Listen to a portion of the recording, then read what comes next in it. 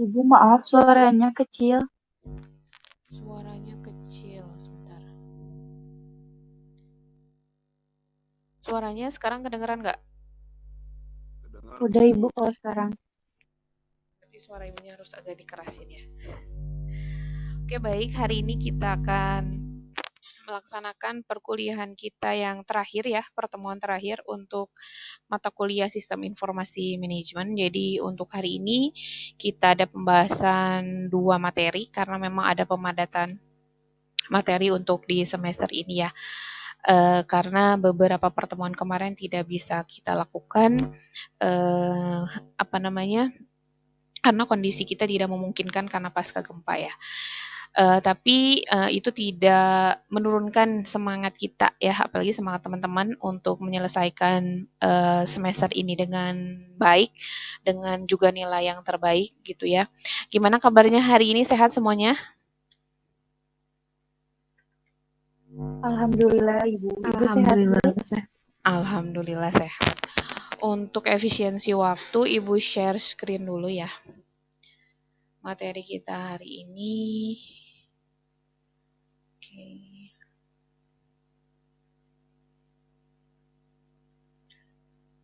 Materinya udah tampil belum?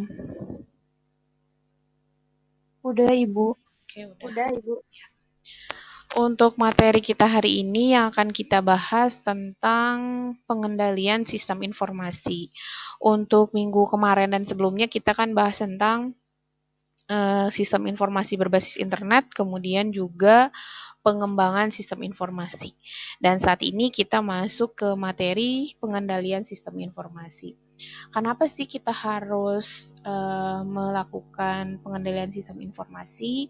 Karena kita harus memastikan bahwa sistem informasi masih berjalan dengan baik dan benar, sehingga memberikan informasi yang tepat gitu ya. Kalau misalnya tidak ada proses pengendalian, jikalau misalnya sistemnya bermasalah ataupun mengeluarkan informasi yang tidak baik, berarti kan tidak menghasilkan sebuah keputusan yang baik pula. Nah, sehingga kita harus melakukan pengendalian sistem informasi. Pengendalian itu terbagi menjadi dua sebetulnya ya. Ada pengendalian secara umumnya, ada juga pengendalian secara aplikasinya. Nah, untuk pertama kita akan bahas dulu keterkaitan dengan bagaimana sih pengendalian secara umum dari sistem informasi.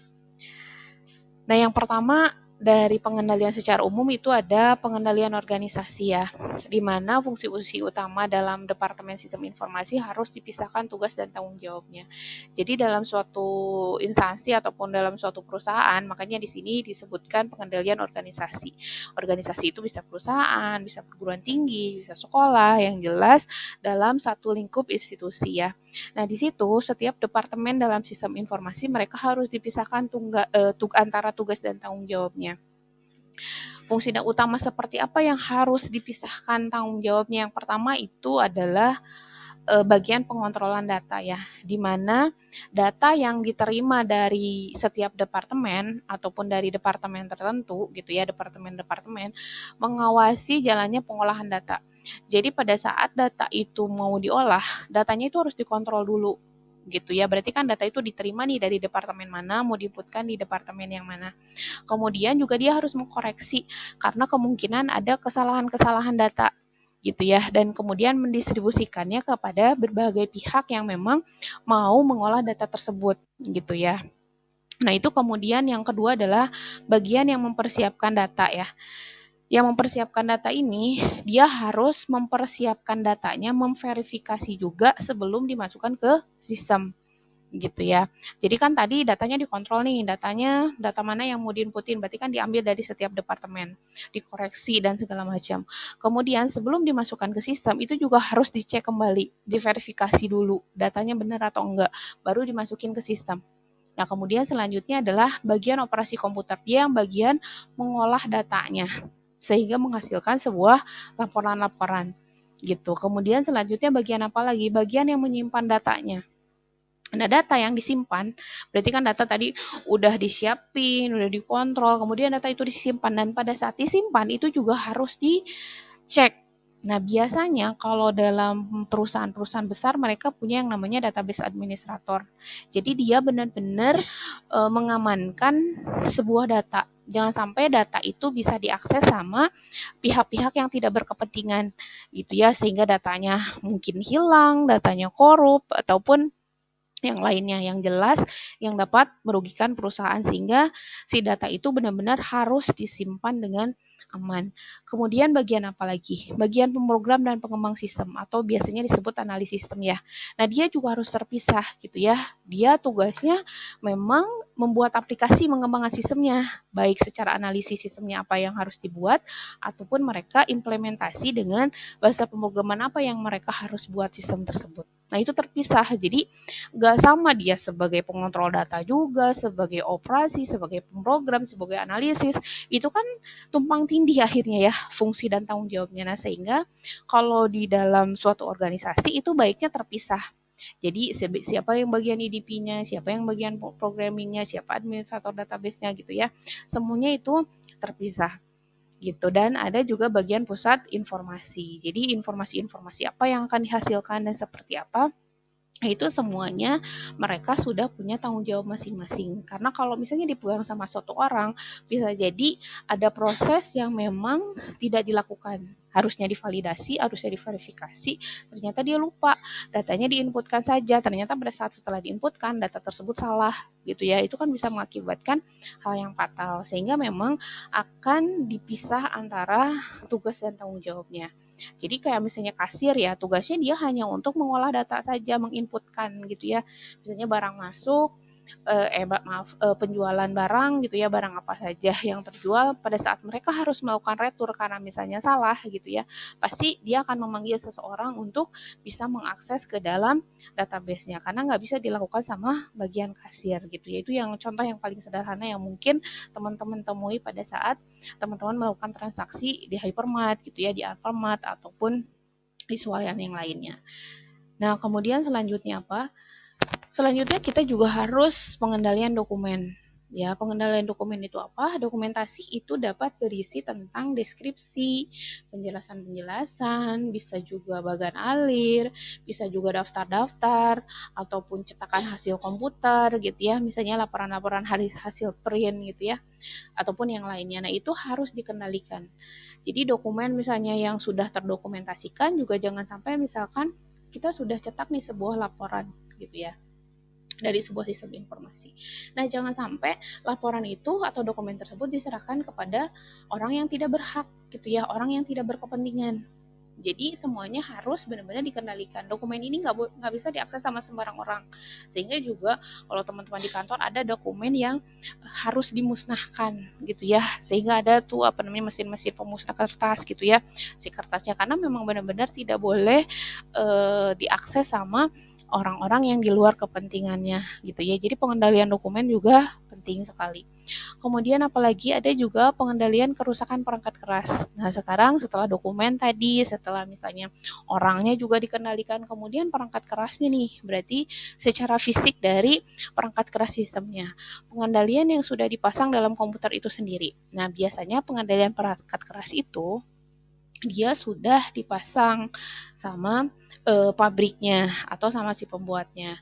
Nah, di sini untuk mendeteksi kesalahan atau tidak berfungsinya perangkat keras, pengendalian perangkat keras dapat berupa apa saja. Ada yang namanya parity check gitu ya, pemeriksaan paritas. Kemudian juga ada pemeriksaan gaungnya atau echo check. Kemudian ada juga pemeriksaan baca setelah rekam, read after write check. Kemudian juga ada pemeriksaan baca ulang, 2 read check, dan ada juga yang terakhir adalah pemeriksaan validasi atau validity check. Nah, kalau perangkat keras ini memang sudah dibuat sama si pabriknya untuk pendeteksi perangkat keras. Biasanya suka dengar kan teman-teman juga kalau dari komputer lihat nih ada suka bunyinya berapa kali, nah itu menandakan kerusakan apa. Nah, itu juga memang sudah disiapkan sama pabrik perangkat keras itu sendiri gitu ya. Jadi nggak dibuat sama kita gitu. Jadi memang perangkat kerasnya udah disiapin sama pabriknya. Kemudian apalagi? Kemudian juga kita harus pengendalian keamanan fisiknya. Nah, perangkat kerasnya tadi komputernya juga kita udah ada pengendalinya. Kemudian secara fisik, keamanan fisiknya berarti si komputer ini harus disimpan di mana. Nah, itu contoh yang paling sederhana mungkin ya. Nah, pengendalian keamanan fisik dapat dilakukan dengan yang pertama adalah pengawasan terhadap pengaksesan fisiknya. Jadi tidak bisa sembarangan orang mengakses secara fisik dekat ke sistemnya, juga itu harus diatur. Makanya kalau teman-teman juga misalnya masuk ke lab itu kan nggak sembarangan ya, beda sama teman-teman masuk ke kelas gitu ya. Kalau di Unpi juga sama, masuk ke lab harus pinjam kuncinya, harus minta izin, ada penjaga labnya dan segala macam.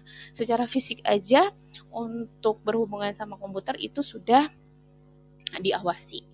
Kemudian pengaturan lokasi.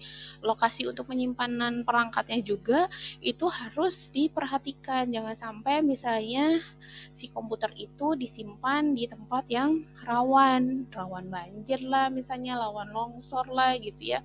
Mungkin salah satunya kenapa lab kebanyakan gitu ya pasti disimpannya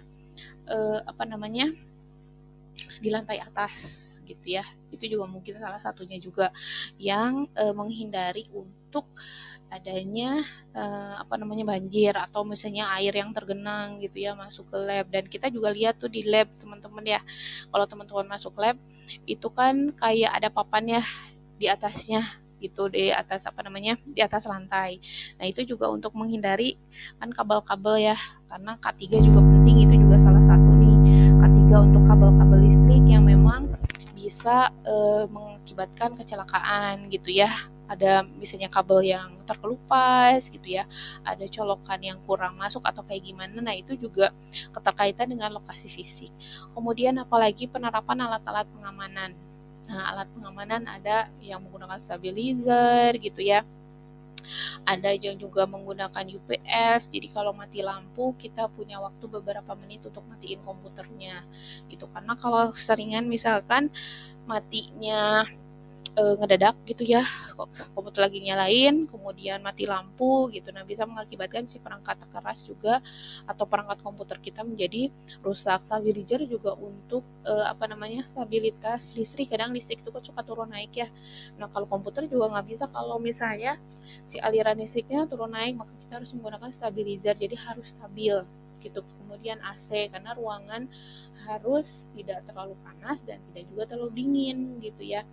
Komputer mengeluarkan hawa panas, kita juga manusia mengeluarkan hawa panas. Coba bayangin kalau di labnya nggak ada AC gitu ya, kayak kita misalnya pada saat di lab gitu. Itu juga salah satu untuk menjaga keamanan fisik. Kemudian mendeteksi kebakaran, karena otomatis kalau berhubungan sama listrik gitu ya, berhubungan sama api, berhubungan sama kebakaran, nah sehingga juga harus ada untuk pendeteksi kebakaran gitu. Nah itu keterkaitan dengan pengendalian keamanan fisiknya.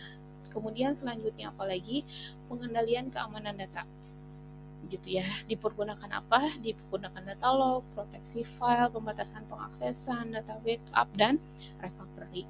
Jadi untuk data juga kayak tadi kan, berarti datanya diamanin juga nih gitu ya sama administrator. Kemudian jangan sampai lupa datanya juga harus di backup, karena siapa tahu komputernya misalnya kena masalah, komputernya rusak karena virus atau apapun. Nah kita harus melakukan backup data gitu ya. Kalau dulu mungkin, kalau ibu mah dulu 2000 berapa ya, 2007-an ya, itu masih backup datanya masih manual menggunakan pakai CD. Jadi kalau data-data habis kemarin misalnya ya, pengolahan data kemarin paginya sama saya di backup gitu. Kemudian nanti sebelum pulang saya backup kembali.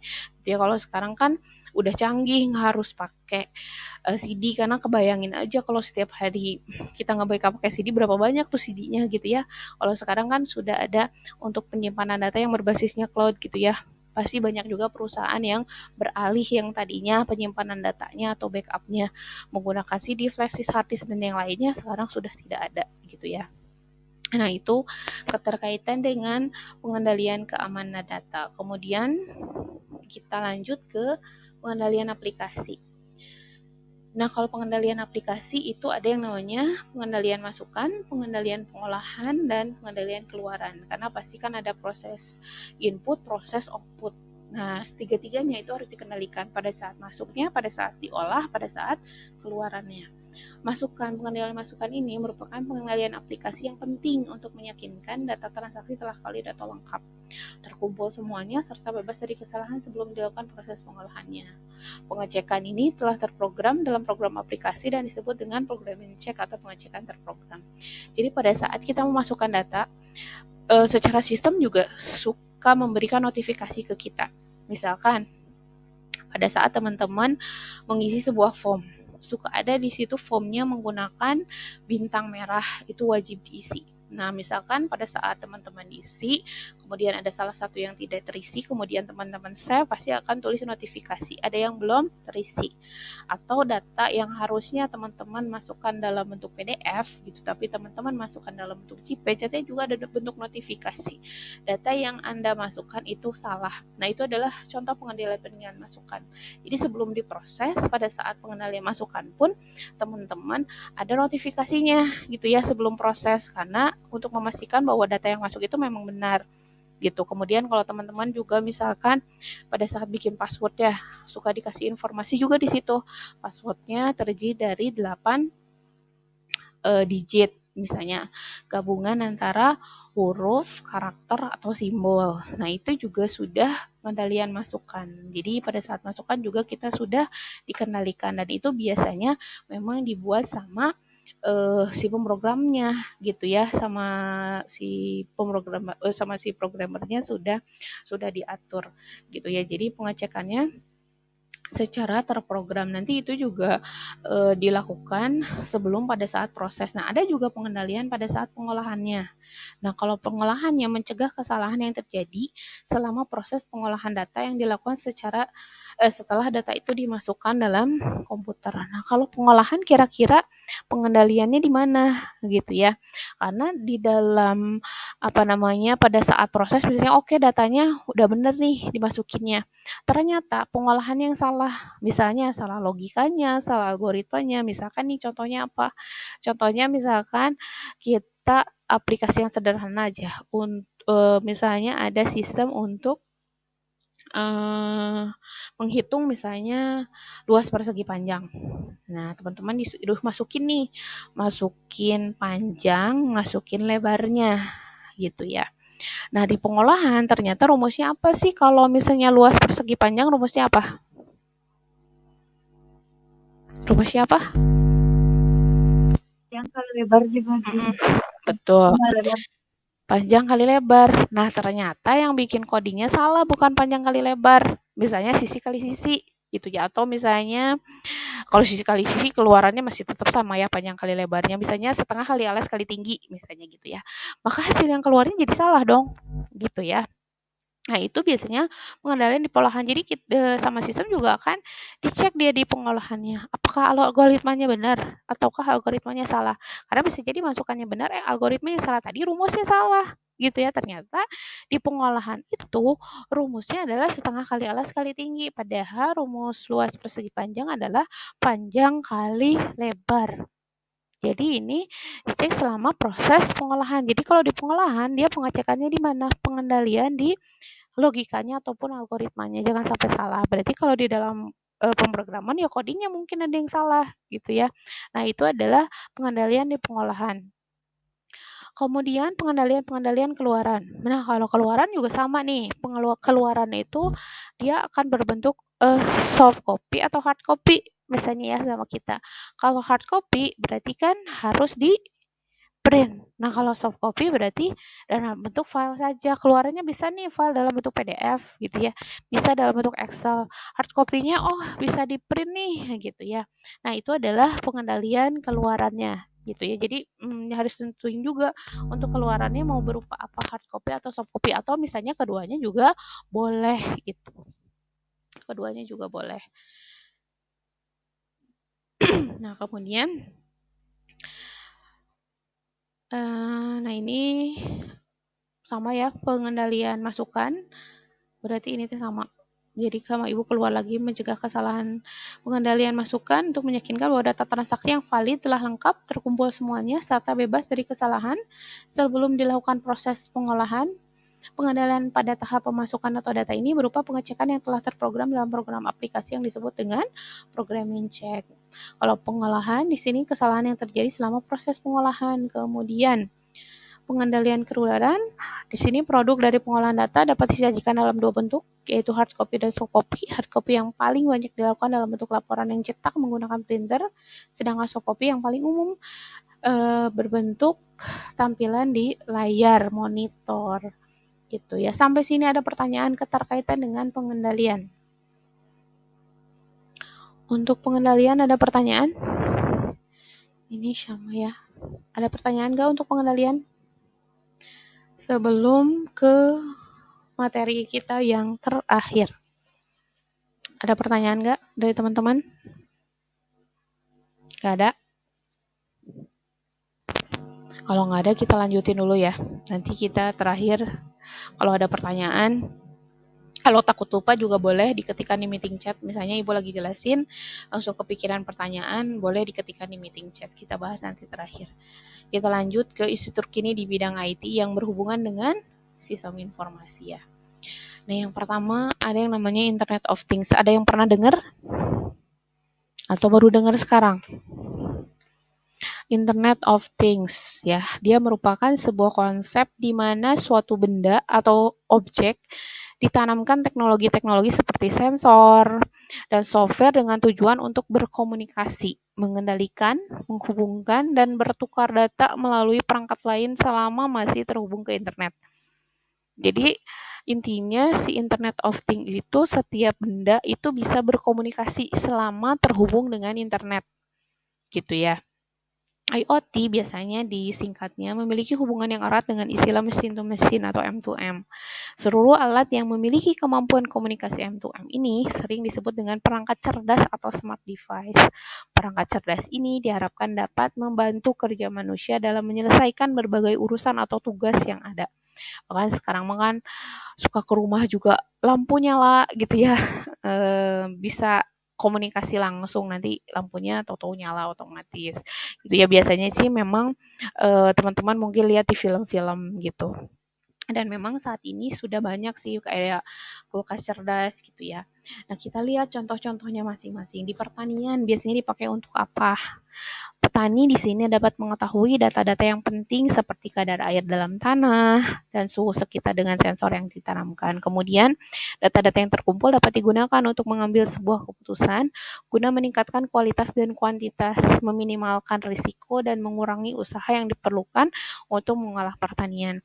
Jadi, untuk mengecek kadar air juga tinggal menggunakan sistem gitu ya. Oh, kadar ini bagus atau tidak nih untuk tanaman ini dan segala macam. Itu kan membantu dalam pengambilan keputusan ya. Gitu. Kemudian di kesehatan. Di kesehatan apa? Mungkin ke depan gitu ya. Bahkan mungkin sekarang juga sebagian memang sudah berjalan.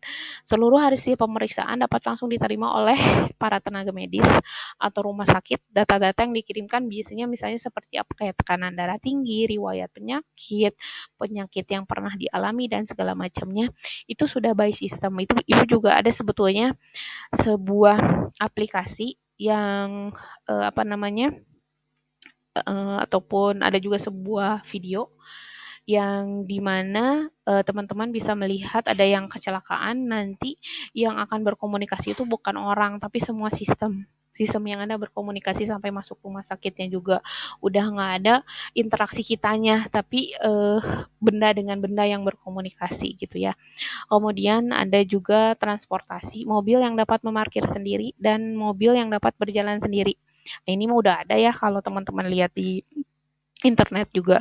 Diharapkan sebetulnya dengan adanya IoT ini, sektor transportasi ini akan mengurangi tingkat kecelakaan sebetulnya. Jadi kan sebetulnya udah ada juga kayak yang masih sederhana sih, kayak mobil yang Kia ya, kalau misalnya udah mendekati mobil di depannya berapa meter gitu ya, yang kemungkinannya terjadi tabrakan, si mobilnya ngerem sendiri gitu ya. Bahkan sebetulnya mah kalau lihat dari internet kan ada yang tanpa tanpa supir, jadi autopilot gitu ya. Jadi si mobilnya bisa jalan sendiri. Kita mau kemana, mobilnya yang akan mengatur, dia berarti ngatur GPS-nya dari mana menuju mana, ada lampu merah dia berhenti sendiri, ada belokan dia belok sendiri, ada mobil di depan dia kayak gimana, dan itu sebetulnya diharapkan mengurangi kecelakaan gitu. Nah, itu memang sebetulnya udah ada ya. Otomatisasi rumah, lampu yang dapat menyala otomatis pada malam hari, kunci pintu yang dibuka dengan sidik jari atau dengan smartphone. Ya, di smartphone juga sama. Tempat makan otomatis untuk hewan, alat penyiram bunga otomatis, dan masih banyak yang lainnya.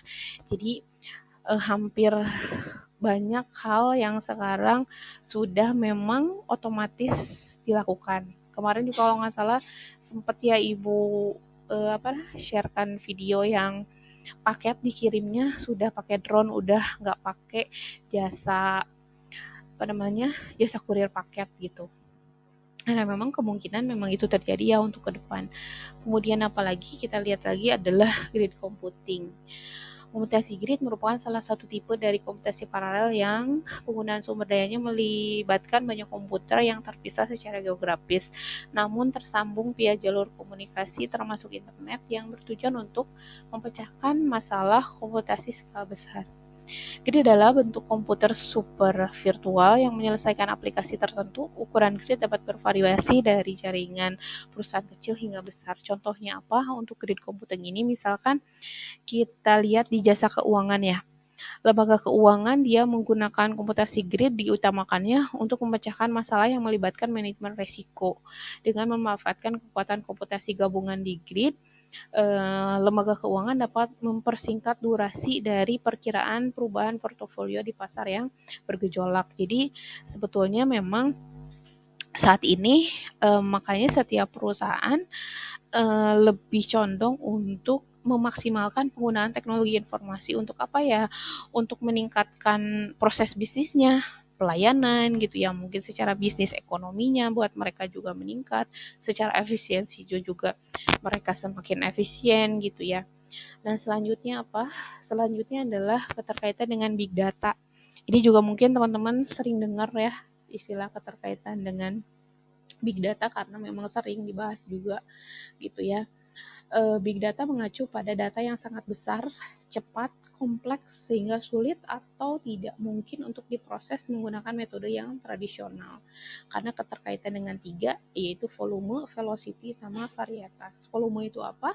Jumlah data yang sangat besar, bisa secara keseluruhan atau berdasarkan platform yang mengelolanya. Kita lihat contohnya apa? Yang sederhana yang teman-teman bisa lebih cepat dipahami, yaitu pada saat penggunaan Instagram.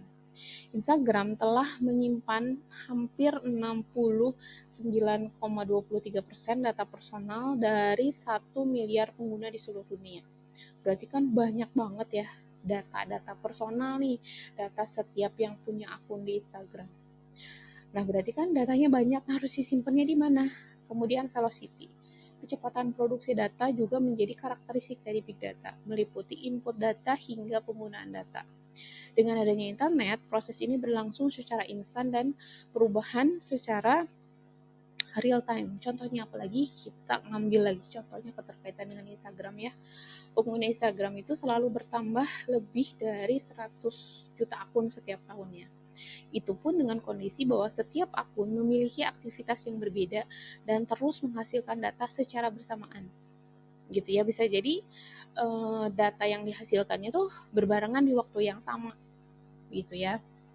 Sedangkan tadi kita lihat berapa banyak pengguna Instagram. Kemudian berapa banyak data yang dihasilkannya. Lihat yang terakhir adalah varietasnya. Big data dari suatu platform saja, yaitu Instagram, bisa bervariasi bentuknya. Misalkan ada data yang berbentuk formulir atau personal, foto, video, ataupun bahkan filter Instastory-nya. Bisa dibayangkan kalau data tersebut berasal dari berbagai platform dan bisnis yang berbeda. Kemudian formatnya juga berbeda-beda. Ada dokumen presentasi, tabel, dan yang lainnya gitu ya. Coba dibayangin, apakah bisa tanpa menggunakan big data? Gitu ya. Jadi semua sebetulnya berhubungan gitu ya. Kita memang setiap hari sebetulnya sudah berinteraksi. Cuman kita hanya tahunya ya kita menggunakan Instagram, kita punya profil masing-masing, kita suka ngupload gitu ya. Upload ada yang video, ada yang bikin story, ada yang foto dan segala macam. Tapi mungkin dari teman-teman nggak memikirkan berapa banyak yang menggunakannya, berapa banyak datanya, kecepatannya seperti apa gitu ya. Tapi setelah teman-teman belajar yang namanya sistem informasi gitu ya, oh iya ya, teman-teman bisa memahami lebih dalam lagi gitu ya, nggak hanya sebatas pengguna saja gitu. Kemudian kita lanjut lagi ke finansial teknologi nih, atau biasanya disingkat fintech ya. singkatan dari financial technology. Dia berarti teknologi keuangan karena finansial. Jadi kan pasti teman-teman finansial teknologi pasti berhubungan sama keuangan. Ya memang betul sebetulnya ya. Fintech ini memang inovasi teknologi yang dikembangkan dalam bidang finansial sehingga transaksi keuangan bisa dilakukan dengan praktis, mudah dan efektif. Teman-teman sekarang mau bayar sesuatu tinggal menggunakan handphone. Gitu ya, mau belanja, mau untuk transportasi gitu ya, semuanya sudah bisa dilakukan secara praktis. Contohnya apa? Contohnya adalah dompet digital, disebut juga dengan e-wallet. Produk fintech satu ini berperan menyediakan tempat penyimpanan uang secara elektronik bagi penggunanya. Tujuannya produk fintech berupa e-wallet adalah untuk mempermudah pengguna melakukan pencairan dana untuk transaksi di aplikasi-aplikasi lain seperti marketplace dan semacamnya. Jadi mungkin untuk bank juga nanti akan semakin sedikit gitu ya, karena untuk proses transaksinya sudah dibantu dengan financial teknologi. Jadi untuk yang konvensional yang mungkin hanya tinggal beberapa bank saja cukup diwakili, misalkan setiap kabupaten gitu ya, ataupun kabupaten, kayaknya setiap kabupaten bisa hanya diwakilinya satu bank aja konvensional, misalnya BCA-nya cuma satu gitu ya, BNI cuma satu gitu. Jadi karena semuanya transaksinya sudah menggunakan teknologi, karena kita juga udah malas untuk bawa uang cash ya gitu, karena segala sesuatunya bisa dilakukan secara digital. Kemudian kita lanjut ke bisnis intelijen. Bisnis intelijen adalah salah satu bentuk aspek yang akan membantu perusahaan dalam menentukan strategi pemasarannya berdasarkan data pasar. Kumpulan data tersebut kemudian akan diolah oleh seorang bisnis intelijen menggunakan metode, tools, ataupun software yang sesuai. Dilihat dari tugasnya, intelijen bisnis adalah hal penting, namun tidak sedikit industri yang belum mengenalinya. Jadi memang sih belum semua juga ya menggunakan bisnis intelijen, tapi banyak sekarang perusahaan-perusahaan kalau yang besar kayak Gojek itu mereka pasti punya bisnis intelijen, dan pernah juga dibahas ya bagaimana mereka menggunakan bisnis intelijen untuk mengembangkan bisnisnya. Penerapan bisnis intelijen dalam perusahaan contohnya buat apa? Nah, di sini contoh yang paling sederhana ya. Kita lihat keterkaitan dengan bisnis intelijen. Proses yang dilakukan oleh divisi khusus untuk menentukan kebijakan perusahaan hingga teknik bisnis yang efektif. Contohnya adalah penerapan bisnis intelijen dalam perusahaan, yaitu tren makanan ringan saat bulan Ramadan. Sederhana, tren makanan ringan saat bulan Ramadan. Tapi biar lebih efektif, mereka misalnya menggunakan bisnis intelijen. Nanti BI dia akan mengumpulkan nih, bisnis intelijen akan mengumpulkan informasi kondisi pasarnya dan mengolahnya menjadi data yang dibutuhkan oleh perusahaan dari segi bisnisnya. Misalnya, pada momen Ramadan tersebut ada saat di mana masyarakat mulai mencari makanan yang cocok disantap ketika buka puasa atau ketika sahur. Mungkin sebelum tren bisnis intelijen sekarang gitu ya. Dulu juga kita sebetulnya secara pribadi juga suka ngecek kenapa ya kalau misalnya kayak Marjan munculnya hanya iklannya di bulan Ramadan aja, tapi setelah bulan Ramadan itu nggak ada iklan sarung dan segala macam gitu ya. Itu hadirnya pada saat bulan Ramadan, karena dia kan mengecek pangsa pasar nih, kondisi pasar untuk saat ini tuh butuhinnya apa. Nah, sebetulnya korelasi dengan Instagram tadi yang keterkaitan dengan big data dihubungkan dengan bisnis intelijen juga masuk gitu ya pada saat teman-teman sering buka keterkaitan dengan style misalnya untuk perempuan, maka keterkaitan dengan style terus akan muncul ke sana. Nah, ini juga pernah kita bahas ya dulu pada saat masih sesi pertemuan, karena ada bisnis intelijen juga yang bisa mendeteksi juga baik secara algoritma juga gitu ya, secara bisnis juga mereka melakukan pendeteksian sehingga pada saat mereka memasarkan cocok ke pangsa pasarnya, cocok yang dibutuhin pangsa pasarnya. Jadi udah nggak salah sasaran kalau udah menggunakan bisnis intelijen gitu ya. Jadi pada saat kita memasarkan itu akan cocok sekali. Kapan kita harus memasarkan, produk apa yang harus kita pasarkan, berarti akan sesuai dengan kebutuhan masyarakat gitu. Kemudian yang terakhir adalah disruptive teknologi. Ini biasanya dikaitkan dengan teknologi seperti gadget hingga aplikasi. Inovasi adalah inti dari teknologi ini. Namun konsep besar dari disruptif teknologi sebenarnya terletak pada dampaknya yang mengubah cara lama. Jadi dengan disruptif ini, cara lama itu berubah gitu ya. Gaya hidup orang juga berubah. Nah, misalnya di sini kita lihat disruptif teknologi merupakan teknologi inovatif yang secara dramatis mampu mengubah cara konsumen berinteraksi. Perubahan ini pun mendorong bisnis untuk menyesuaikan diri hingga mengubah landscape industri secara radikal. Beberapa contoh diantaranya adalah misalkan internet, smartphone, e-commerce, aplikasi jaring sosial. Sekarang baca koran, nggak harus beli koran. Bahkan sekarang agak jarang ya yang jualan koran. Sekarang tinggal baca aja menggunakan internet gitu ya. Televisi juga teman-teman perhatikan ya. Sekarang televisi udah televisi digital. Udah nggak ada lagi TV-TV yang dulu gitu ya. Sekarang itu juga berarti kan itu merubah ya, merubah cara lama dengan cara baru. Sekarang televisi juga sudah berubah jadi TV-nya TV digital, smartphone, e-commerce, orang belanja sudah nggak ke toko lagi. Sekarang belanjanya belanja online. Bahkan banyak toko-toko besar gitu ya, swalayan besar yang bangkrut tutup karena kalah sama e-commerce gitu. Nah itu juga kan radikal banget gitu ya. Jadi memang banyak sekali kebiasaan lama yang diganti sama yang baru gitu ya dengan adanya teknologi pastinya. Aplikasi jaring sosial hingga video streaming, kehadiran teknologi tersebut telah mengubah cara manusia dalam melakukan sesuatu. Kalau dulu kayak misalkan kayak tahun baru, mungkin Idul Fitri, Natal gitu ya.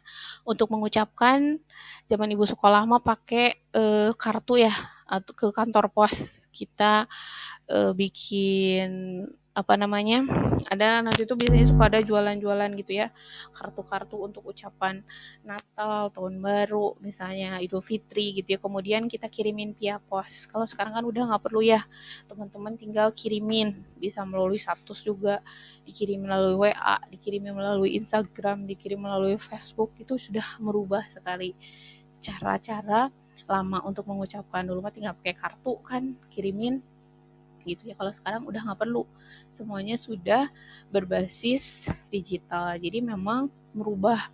Dulu mah kalau misalnya ngetik menggunakan mesin tik, sekarang udah hampir nggak ada ya mesin tik gitu ya.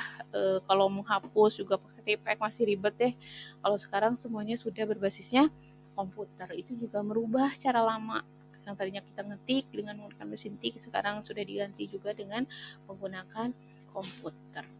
Nah, mungkin itu aja yang bisa Ibu sampaikan. Kemudian selanjutnya kita diskusi, ada yang mau ditanyakan sama teman-teman keterkaitan dengan dua materi yang udah Ibu sampaikan barusan. Ibu persilakan sambil di absen ya. Jadi yang mau bertanya silakan sambil Ibu ngabsen. Citra Ayulia Permana. Hadir Ibu. Sani Nurrohimah. Hadir Bu. Fitri Nurhalimah. Hadir Bu. Risa.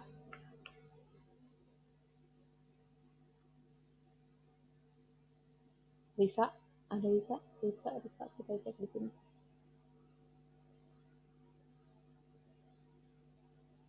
Kita lewatin dulu.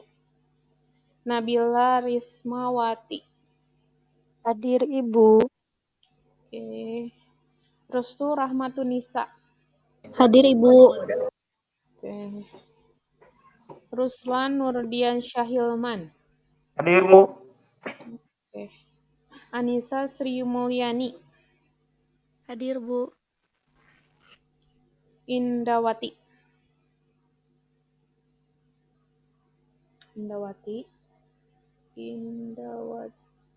Nanti Ibu panggil lagi ya. Wiwi Widyastuti. Hadir Ibu. Iksal Maulana Suryadi. Hadir Ibu. Hadir. Fazra Fahrizali. Hadir Bu. Oke. Siti Awiyah. Hadir Ibu. Septi Sri Nur Cahya. Hadir Ibu. Alfi Fadilah. Hadir, Bu. Az-Zahra Fadia. Hadir Ibu. Az-Zahra Fadia. Kemudian Oktaliana Rizky Aliyah. Hadir Ibu. Sari Ramadayani. Hadir Bu. Sri Wahyuni. Hadir Bu. Belia Restu Permatasari. Hadir Bu. Nadia Nur Hanifah. Hadir. Azni Fazrila. Hadir Bu. Leika Mutiara Putri. Hadir. Oke. Yang tidak hadir berarti Risa. Udah ada Risa. Risa sama Indawati. Risa sama Indawati. Silakan ada yang mau ditanyain keterkaitan dengan pengendalian dan teknologi terkini ya di bidang teknologi informasi. Ada yang ditanyain dari teman-teman? Silakan. Minggu depannya analisis ya. Analisis soal keterkaitan dengan sistem informasi manajemen. Boleh minta PPT-nya, Ibu? Oh, boleh. Nanti sama Ibu di-share PPT-nya. Yang belum ke-share PPT yang kemarin udah belum? Belum, Bu. Belum, berarti nanti di-share sama Sani ya. Sama Ibu di-share nanti. Untuk 2 pertemuan ini. Jadi nanti dalam bentuk analisis ya, esai berarti. Nanti dalam bentuk analisis. Ada pertanyaan? Enggak ada? Cukup jelas? Kalau gimana? Nggak ada ya, Fazra Fahreza. Oke, baik. Ibu ucapkan terima kasih banyak kepada teman-teman yang sudah mengikuti perkuliahan hari ini. Ibu juga mohon maaf karena hari ini adalah pertemuan terakhir ya. Minggu depan kita udah ujian akhir semester. Minta maaf kalau misalkan selama proses perkuliahan ada kata-kata yang mungkin kurang berkenan di hati teman-teman semua ya. Mudah-mudahan sih pertemuan kita selama 1 semester ini bisa memberikan wawasan baru buat teman-teman juga keterkaitan dengan pembahasan sistem informasi manajemen, karena ini pastinya nanti akan teman-teman temui pada saat nanti teman-teman bekerja. Mungkin juga saat ini ada yang sudah bekerja, ada yang sudah berinteraksi dengan sistem informasi manajemen, walaupun sebetulnya tidak hanya di perusahaan ya, produk-produk yang digunakan saat ini juga banyak yang sudah teman-teman gunakan gitu ya, keterkaitan dengan sistem informasi manajemen ini. Itu aja mungkin yang bisa Ibu sampaikan. Nanti pun kalau misalnya ada teman-teman yang mau ditanyain ya keterkaitan dengan materi ini, silakan sampaikan, bisa melalui WA juga gitu ya. Misalkan sebelum UAS nih ada beberapa hal yang teman-teman belum paham, itu boleh silakan kita diskusikan melalui WA gitu ya. Oke, Ibu tutup pertemuan hari ini. Wassalamualaikum warahmatullahi wabarakatuh. Terima kasih banyak, Ibu. Terima kasih banyak, Bu. Terima kasih banyak, Ibu.